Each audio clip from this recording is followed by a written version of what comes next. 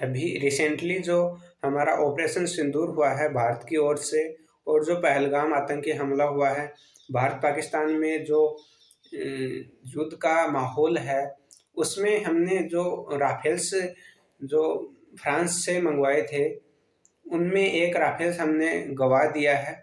और उस राफेल की कीमत भी खूब थी, क्योंकि हमने जो सौदा किया था फ्रांस के साथ में, वो लगभग 63,000 करोड़ रुपए का था, और उसमें हमने 26 राफेल खरीदे थे। 26 जो मरीन राफेल्स होते हैं वो हमने खरीदे थे।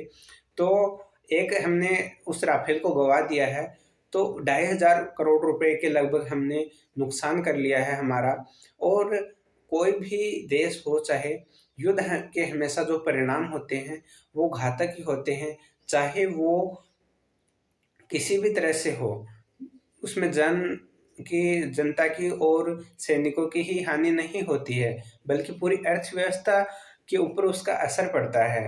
वो हमेशा पीछे चली जाती है। एक युद्ध के कारण, एक न्यूक्लियर युद्ध होता है तो उसमें पूरे देश की तबाही हो जाती है, ठीक है?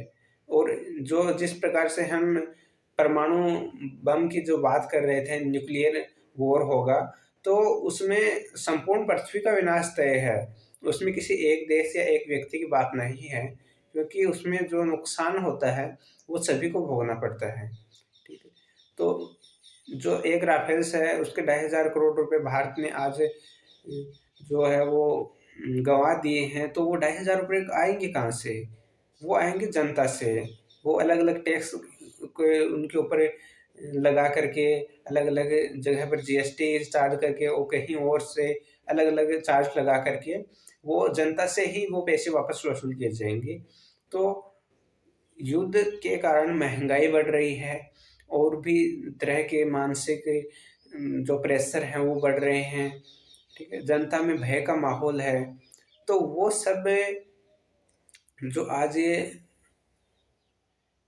लोग कर रहे हैं, तो हमारी जो भावना तो हमेशा भारतीयों की यही रही है कि शांतिपूर्ण काम हो किसी भी प्रकार का। लेकिन जब भी बात सुरक्षा पर आ जाती है, तब जो उसके ऊपर हथियार भी उठाना चाहिए। लेकिन फिर भी हमारी भावना यही रहती है कि हम जितना हो सके उतना युद्ध को टालने की कोशिश करते हैं, क्योंकि युद्ध के परिणाम हमेशा घातक होते हैं और हम सब ये बात जानते हैं, ठीक है?